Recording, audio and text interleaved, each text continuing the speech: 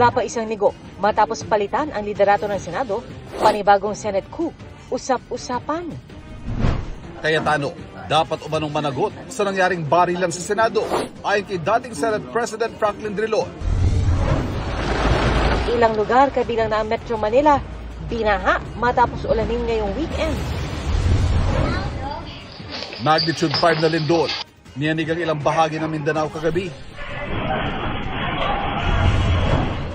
Disgrasya sa Thailand, bus sa Riles, sinalpok ng tren at nagliyab. 8 patay.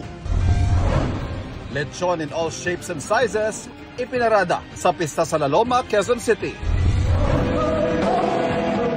At Limitless star Julie Ann San Jose nag-celebrate ng kanyang birthday party with a purpose.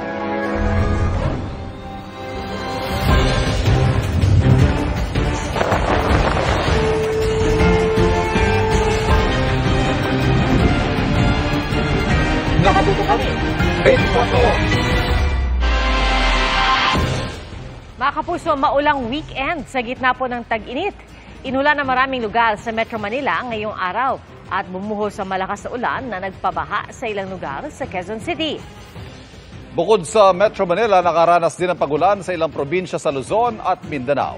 Ang paliwanag dyan ng Pag-asa, tutukan, maya-maya lang.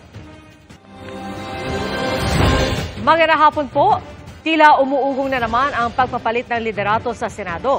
Ayon po sa source ng GMA News, kasama sa diskusyon dyan ang gulo noong Miyerkules na nauwi sa pamamaril.